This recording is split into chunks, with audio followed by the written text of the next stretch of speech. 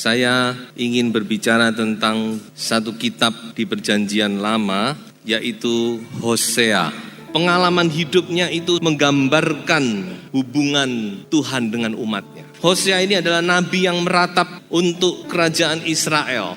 Dia meratap, membujuk, dia memohon dengan sangat supaya bangsa Israel kembali kepada Tuhan, bertobat. Nah, arti daripada Hosea itu sendiri adalah Tuhan menyelamatkan, atau kita bisa artikan itu sebagai juru selamat. Dan tema utama daripada kitab Hosea ini yaitu Tuhan lewat Hosea, dia bertanya kepada bangsa Israel, apa sebenarnya yang telah terjadi dengan pernikahan kita?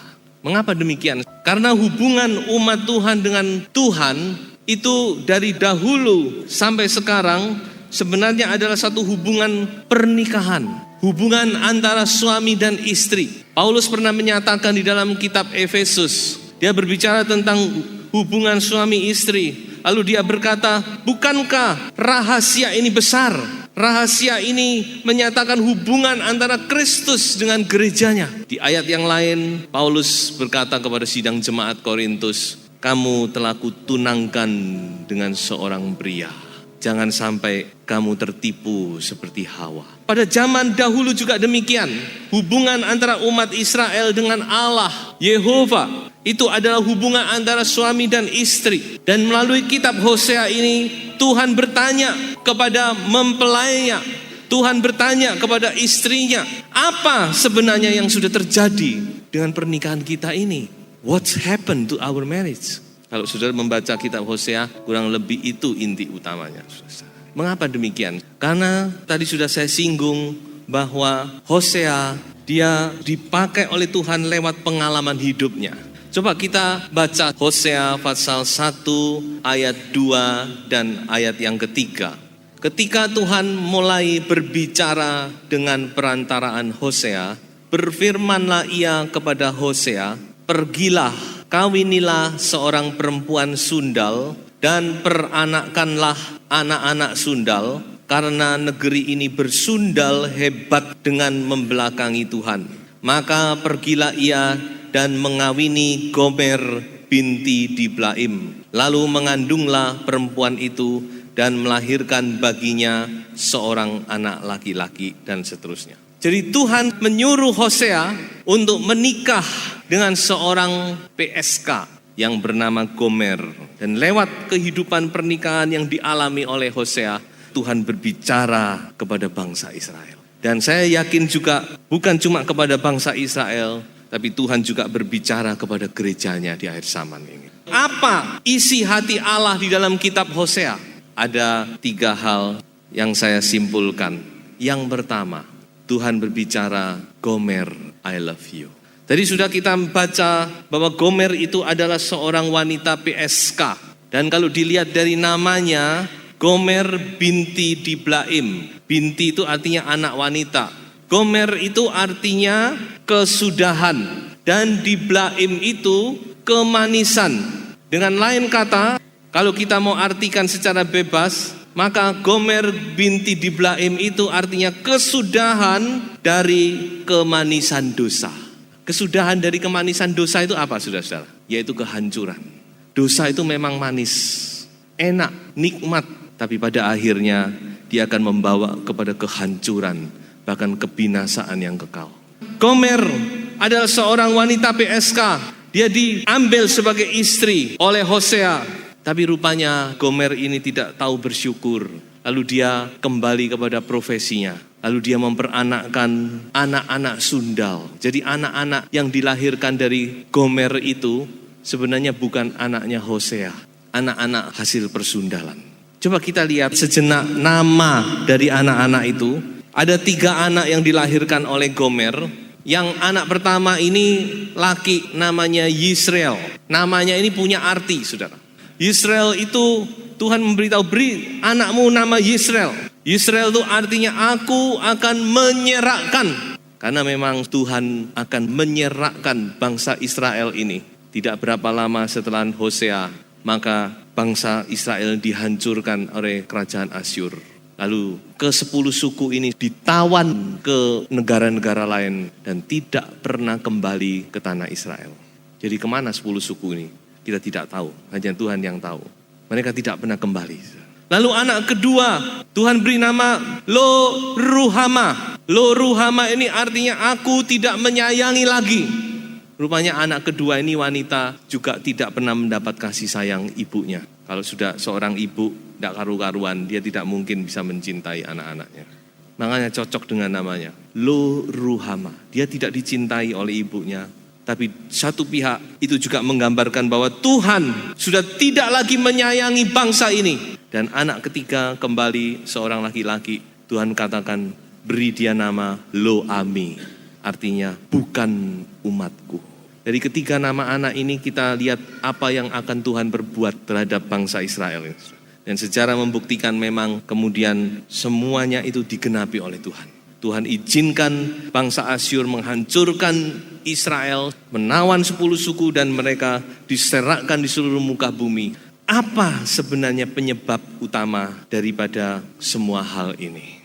Penyebab utama yaitu karena satu hal, roh perzinahan.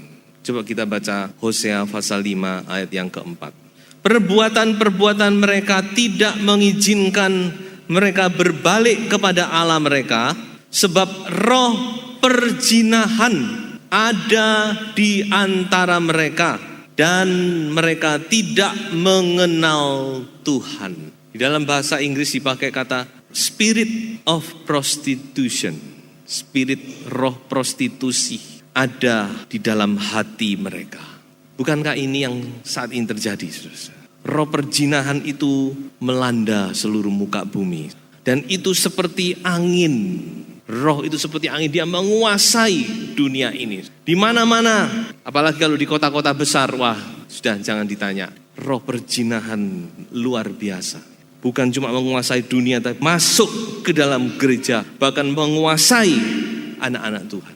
Roh perzinahan ini sudah juga menguasai kehidupan umat Tuhan pada saat itu. Digambarkan dengan kehidupan Gomer, seorang wanita PSK. Dia tinggalkan suaminya yang begitu baik, yang mengangkat dia. Dia tinggalkan, dia kembali lagi. Terus dia berbuat sampai dia melahirkan anak-anak terus. Suaminya tetap cuma bisa mengelus dada. Dan firman Tuhan berkata bahwa adultery itu sama dengan idolatry. Adultery, perzinahan dan percabulan itu sama dengan idolatry yang artinya penyembahan berhala. Coba kita baca 2 ayat ini. Kolose pasal 3 ayat 5 dan ayat yang ke-6. Karena itu matikanlah dalam dirimu segala sesuatu yang duniawi, yaitu percabulan. Percabulan itu adalah pornografi, kenajisan, hawa nafsu, nafsu jahat, dan juga keserakahan yang sama dengan penyembahan berhala. Semuanya itu mendatangkan murka Allah atas orang-orang durhaka. Mungkin kita bisa saja berkata, saya tidak menyembah berhala, tidak ada berhala di rumah saya. Tapi kalau saudara lakukan hal-hal yang ditulis di sini, saudara-saudara, firman Tuhan berkata apa? Sama dengan penyembahan berhala.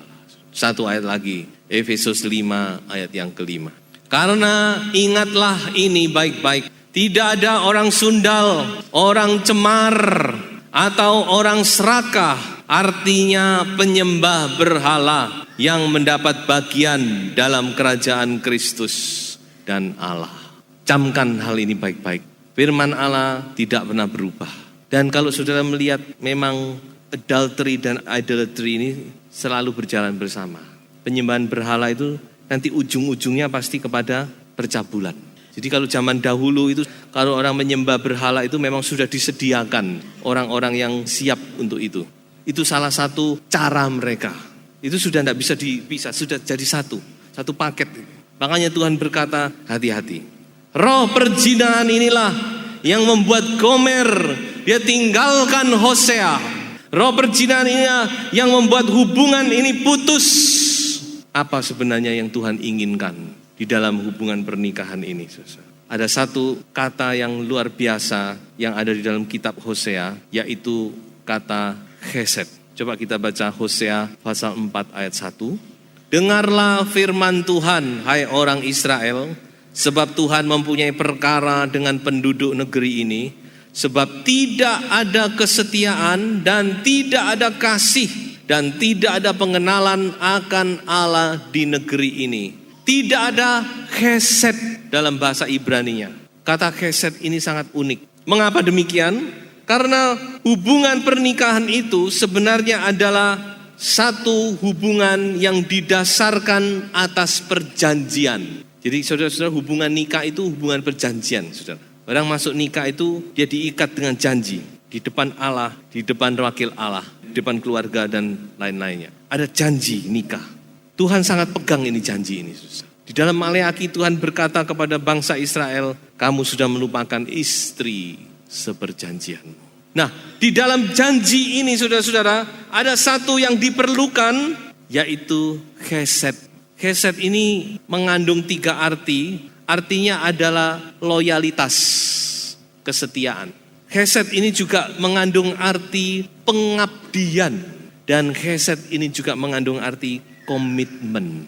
Sekarang bagaimana komitmen seseorang, loyalitas kepada janji nikah ini. Ini yang menentukan, saudara. Dan itu sudah hilang dari kehidupan umat Tuhan. Sudah tidak ada lagi chesed. Ini yang Tuhan cari. Tuhan mencari gereja, Tuhan mencari orang-orang percaya yang mempunyai chesed, yang benar-benar loyal, yang benar-benar mengabdi dan berkomitmen kepada Tuhan. Karena kita dengan Tuhan juga ada janji. Kita ini dengan Tuhan ini terikat janji, saudara. Tuhan memberkati kita ini karena janji. Saudara tidak sadar mungkin kalau saudara ngangkat anggur, kan dibacakan ayat, inilah darah perjanjian baru. Saudara sedang membaharui janji pernikahan Anda, janji Anda kepada Tuhan. Tuhan diingatkan kepada janjinya. Jadi saudara, hubungan kita dengan Tuhan ini harus punya chesed, harus loyal, setia, mengabdi, komitmen.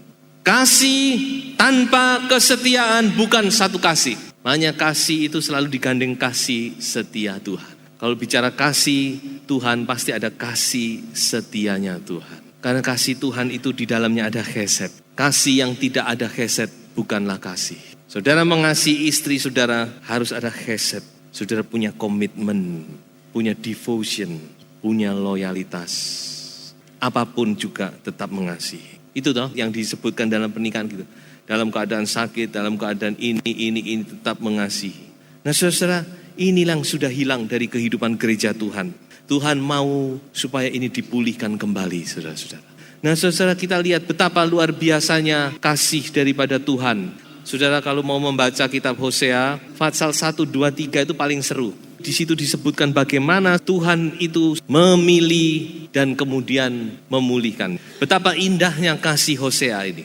Di dalam Hosea pasal 1, Gomer itu dipilih. Di dalam Hosea pasal 2, dia ditolak. Atau dengan lain kata didisiplin. Karena dia berzina, meninggalkan Hosea. Tapi di dalam Hosea pasal 3, dia diterima kembali, dipulihkan. Hosea pasal 1 berbicara tentang kasih karunia. Kita dipilih oleh Tuhan itu berdasarkan kasih karunia Allah. Hosea pasal 2 berbicara tentang hukum Tuhan. Kebenaran Tuhan ditegakkan. Dosa harus dihadapi. Dosa harus didisiplin. Tidak bisa dibiarkan. Dan Hosea pasal 3 berbicara tentang kasih setianya Tuhan. Tuhan itu tetap setia. Dia angkat kembali. Hosea pasal 1 itu berbicara tentang perjanjian Abraham. Abraham dipilih menurunkan bangsa Israel. Hosea pasal 2 berbicara tentang perjanjian Musa. Taurat, karena Taurat diberikan, mereka mau tidak mau harus dihukum sesuai dengan Taurat. Karena Taurat itu ada 2, berkat dan kutuk. Kalau melakukan ya berkat, kalau tidak bisa melakukan kutuk. Nah ini yang kena, karena mereka tidak bisa melakukan. Karena mereka menolak Tuhan, maka kutuk. Tapi Hosea pasal 3, perjanjian baru, saudara-saudara. Coba baca Hosea pasal 3 ayat 1 dan ayat yang kedua. Berfirmanlah Tuhan kepadaku, pergilah lagi, cintailah perempuan yang suka bersundal dan berzinah, seperti Tuhan juga mencintai orang Israel. Sekalipun mereka berpaling kepada allah-allah lain dan menyukai kue kismis. Lalu aku membeli dia bagiku dengan bayaran 15 sikal perak dan 1,5 homer jelai. Coba perhatikan, Tuhan memerintahkan kepada Hosea, kamu kembali ambil gomer. Hosea cari gomer, saudara. Gomer di mana? Gomer, I love you. Kemana kau? Dia cari ke tempat-tempat lampu merah. Mungkin dia bawa fotonya, kamu kenal wanita ini. Oh, enggak ada pak. Mungkin yang satu, oh ya pernah di sini tapi dia sudah pergi. Bayangkan saudara, suami yang bagaimana ini. Kalau bukan kasih Tuhan yang besar, mungkin dia sudah malu. Tapi dia cari Gomer. Gomer, sudah bisa bayangkan waktu dia ketemu dengan Gomer. Di mana dia ketemu? Di pasar. Gomer sedang dilelang. Ini wanita ini, siapa yang mau beli? Yang satu bilang, itu sudah agak tua. 5 sikal perak. Masa 5 sikal? Ayo ada yang lebih berani lagi. Ya saya naikkan 10 sikal. Ayo siapa? Tiba-tiba ada tangan terangkat. 15 sikal dan saya tambah dengan 1,5 homer jelai. Kaget dia. Siapa orang ini? Ya bapak, berapa? 15 sikal dan 1,5 homer jelai. Oke, deal. Dibawa. Saudara tahu berapa 1,5 homer jelai itu harganya? 1,5 homer jelai itu kurang lebih 15 eva. Dan 1 eva itu harganya 1 sikal. Jadi 1,5 homer jelai itu harganya juga 15 sikal. Jadi kalau ditambah berapa saudara? 30 sikal. Ingat dengan 30 sikal? Yesus Kristus. Yesus Kristus dijual dengan 30 keping perak. Supaya kita bisa dibeli oleh dia. Betul bukan? Dengan harga berapa Yesus dijual? 30 keping perak. Mengapa Yesus dijual? Supaya dia bisa membeli kita. Dengan lain kata, kita ini juga dibeli dengan 30 sikal. 30 sikal itu harganya seorang budak. Jadi kalau kita dibeli oleh Tuhan, kita juga dibeli sebagai budak sebenarnya. Cuma bedanya, kitab Roma berkata, kamu sekarang bukan hamba dosa, tapi kamu adalah hamba kebenaran. Status hamba itu tidak berubah. Setelah kita ditebus oleh Tuhan, kita ditebus dengan harga yang sama, 30 sikal perak, dan itu harga budak. Jadi kita ditebus ini, status kita tidak berubah. Dulu kita hamba, sekarang kita juga hamba. Hanya bedanya, dulu hamba dosa, sekarang adalah hamba kebenaran. Perjanjian baru. Betapa luar biasanya kasih daripada Tuhan. Gomer, I love you. Berita pertama yang kita dapat dari kitab Hosea. Berita kedua, apa isi hati Allah? Tuhan berkata, please know me. Mengapa saya pakai kata please? Karena Hosea ini dia menghimbau, dia meminta dengan sangat, please come back. Tolong kembali kepadaku, Gomer. Tolong kenali aku. Coba kita baca di dalam Hosea pasal 4 ayat 6. Umatku binasa karena tidak mengenal Allah. Pengenalan akan Allah sangat penting. Salah satu penyebab mengapa bangsa Israel meninggalkan Tuhan, karena mereka tidak kenal siapa Allah mereka. Mungkin mereka tahu, tapi mereka tidak mengenal. Mengenal di sini bukan mengenal secara akal, tapi dalam bahasa Ibrani dipakai kata yada, itu adalah mengenal dari dalam hati, mengenal secara mendalam, mengenal secara pribadi, itu artinya. Dan ini yang Tuhan minta dari umatnya, please know me. Kenali aku. Terutama kita anak Tuhan yang hidup di akhir zaman, kita harus lebih mengenal Tuhan. Paulus berkata, tujuanku cuma satu, bagaimana aku lebih mengenal Tuhan. Tuhan sangat senang kalau kita lebih hari lebih mengenal Tuhan. Tuhan ingin kita lebih hari lebih mengenal Tuhan. Coba kita baca Hosea pasal 6 ayat yang ke-6. Sebab aku menyukai, dalam bahasa Ibrani-nya chesed. Aku menyukai kasih setia dan bukan korban sembelian. Menyukai pengenalan akan Allah lebih daripada korban-korban bakaran. Tuhan senang kalau kita punya kerinduan untuk mengenal Tuhan. Dan dikatakan Tuhan akan menyatakan diri kepada kita. Jadi inilah problem daripada bangsa Israel. Mereka tidak mengenal Tuhan. Mereka tidak punya kerinduan. Bayangkan Tuhan berkata demikian. Saya bacakan Hosea 8 ayat 12. Sekalipun kutuliskan baginya banyak pengajaranku, itu akan dianggap mereka sebagai sesuatu yang asing. Ini keluhan Tuhan. Saudara kenal Alkitab saudara? Jangan sampai ini menjadi sesuatu yang asing bagi saudara. Inilah sumber keselamatan kita. Jangan sampai ini menjadi asing. Tuhan punya keluhan kepada bangsa Israel. Meskipun banyak pengajaranku, tapi itu bagi mereka sesuatu yang asing. Mereka tidak kenal. Sebab itu please, kenalilah dia. Yang ketiga, apa isi hati Allah dalam kitab Hosea? Be wise, please. Jadilah bijak. Coba kita baca itu di dalam ayat terakhir daripada Hosea.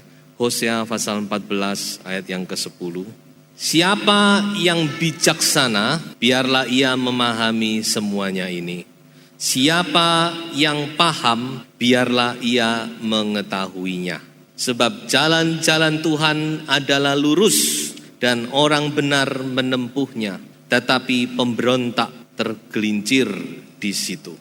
Tidak kebetulan ayat ini ditulis sebagai penutup daripada kitab Hosea. Dan juga mungkin berita terakhir yang bisa didengar oleh bangsa Israel. Karena Hosea ini adalah kitab terakhir. Dia adalah last minute prophets. Nabi menit-menit terakhir sebelum kerajaan Israel dihancurkan. Tuhan masih kirim Hosea. Himbauan bangsa ini. Dan kata terakhir Tuhan kata, jadi bijak. Jadi kalau saudara teliti lebih lanjut, di sini sebenarnya ada 3 bagian. Yaitu kebijaksanaan, lalu pengertian, dan pengenalan. Wisdom, understanding, knowledge. Ketiga hal ini seringkali muncul di dalam kitab Amsal. Salah satunya di Amsal 24 dikatakan dengan hikmat rumah didirikan, dengan pengertian diisi, dengan pengetahuan. Itu seringkali muncul, saudara. Jadi 3 hal ini sebenarnya berkaitan erat. Jadi hikmat itu memberikan pengertian. Orang yang bijaksana dia bisa punya pengertian. Dia bisa mengerti keadaan orang lain. Dan pengertian itu membawa kepada knowledge, pengetahuan atau pengenalan. Nah, saudara-saudara, ketiga hal ini penting. Sepertinya memang apa itu? Itu bukan hal yang rohani. Tapi coba kita lihat beberapa ayat berikut ini. Daniel 11 ayat 32. Dan orang-orang yang berlaku fasik terhadap perjanjian itu akan dibujuknya sampai murtad dengan kata-kata licin. Tetapi umat yang mengenal Allahnya akan tetap kuat dan akan bertindak. Baca lagi Daniel 12 ayat yang ketiga. Dan orang-orang yang bijaksana, Daniel sedang berbicara tentang keadaan di akhir zaman, akan bercahaya seperti cahaya cakrawala, dan yang telah menuntun banyak orang kepada kebenaran seperti bintang-bintang tetap untuk selamat. Bijaksana, pengertian, pengetahuan atau pengenalan. Dan saya ajak lagi satu ayat, Wahyu 13 ayat 18. Yang penting di sini ialah hikmat. Barang siapa yang bijaksana, baiklah ia menghitung bilangan binatang itu, karena bilangan itu adalah bilangan seorang manusia, dan bilangannya ialah 666. 666. Kebijaksanaan penting. Bijaksana, pengertian, pengenalan atau pengetahuan. Itulah yang ditulis di dalam Hosea ayat terakhir itu. Siapa yang bijaksana, biarlah ia memahami semuanya. Biarlah ia mengerti. Dan siapa yang paham atau siapa yang mengerti, biarlah ia mengetahuinya, mengenalnya. Bijaksana, pengertian, dan pengetahuan. Karena jalan Tuhan adalah lurus dan orang benar akan menempuhnya. Tetapi pemberontak tergelincir di situ. Puji Tuhan, saudara. Firman Tuhan tetap sama sampai selama-lamanya. Tuhan tetap berbicara kepada gerejanya di akhir zaman ini. Gomer, I love you. Siapa Gomer itu? Kitalah Gomer itu. Kita yang sudah ditebus oleh darah Yesus. Jangan sampai kita menjadi anak Tuhan yang tidak setia. Jangan sampai kita kehilangan chesed gitu. Dan yang kedua, Tuhan mau kita mengenal Dia. Please know me. Tolong kenali aku. Saudara rindu mengenal Tuhan lebih lagi? Atau saudara acuh tak acuh? Mari kita lebih hari lebih mau mengenal Tuhan. Hanya itu yang penting. Dan yang ketiga, be wise. Jadilah orang-orang yang berhikmat. Jadilah orang-orang yang bijaksana di akhir zaman ini. Dari mana hikmat, kebijaksanaan, pengertian, pengetahuan? Amsal berkata, semua itu datang dari mulutnya Allah. Kalau kita sungguh-sungguh rindu, kita sungguh-sungguh mencari, seperti mencari perak, mencari harta yang terpendam, maka kita akan mendapat semuanya itu. Tuhan memberkati saudara-saudara semua.